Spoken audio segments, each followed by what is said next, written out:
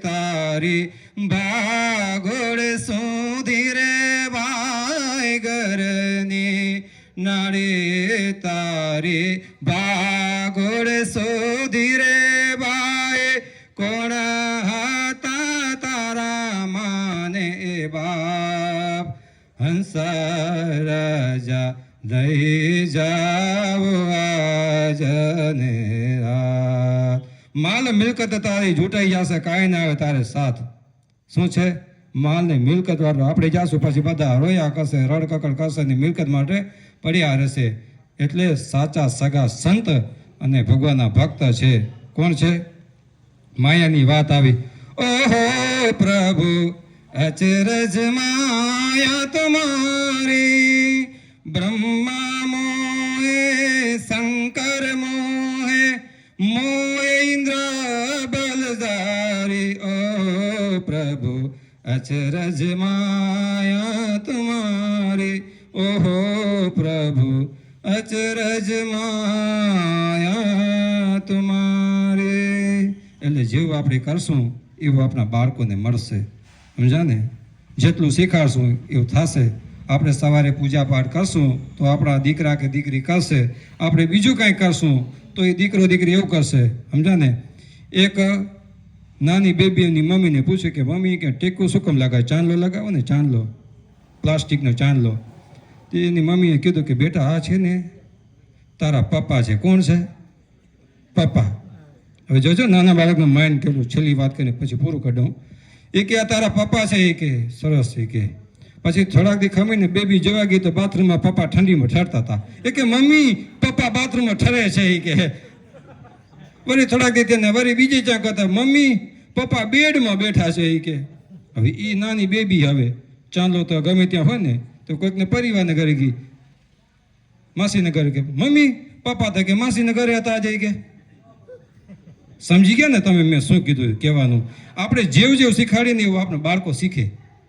જો સારું શીખાડ્યું તો સારું શીખે આ સામે હમણાં કૂતરાની વાતો કરતા હતા ને બે પતિ પત્ની વાતો સમજ્યા ને છોરા બારે રમતા ત્યાં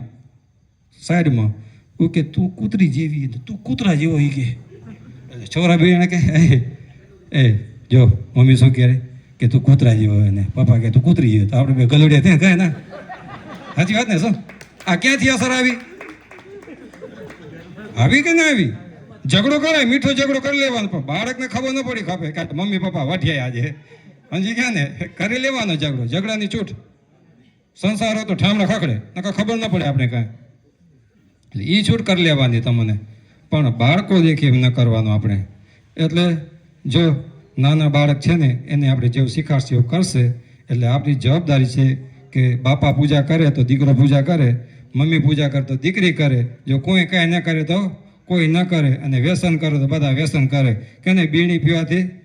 બુદ્ધિ વધે માવો ખાવાથી માન વધે સિગરેટ પીવાથી શું થાય શરીર વધે કે ઘટે બધું થાય પણ છેડે બાપાનું કાંઈ ન વધે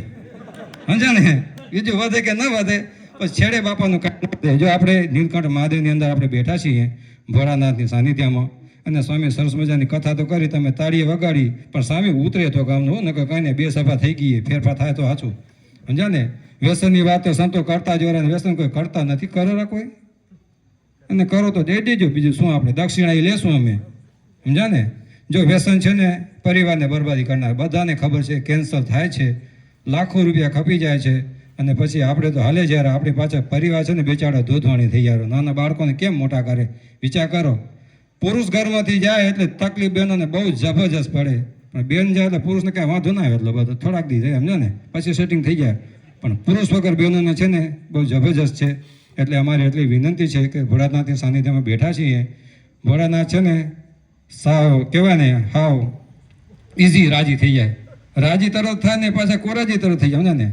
એને રાજી કરતા તો તરત જ થઈ જાય એટલે ભોળાનાથને પ્રાર્થના કરીએ કે જેને કોઈ વ્યસન હોય એ વ્યસન દઈ દેજો અને સ્વામીએ કીધું કે કંઠી જેના ગળામાં ન હોય કંઠી પહેરી લેજો અને કંઠી વસ્તુ એવી છે કે આપણે કોઈ દિવસ અભડાય નહીં સમજા ને ઘણા એમ કે આ ક્રિયા કરવા જઈએ તો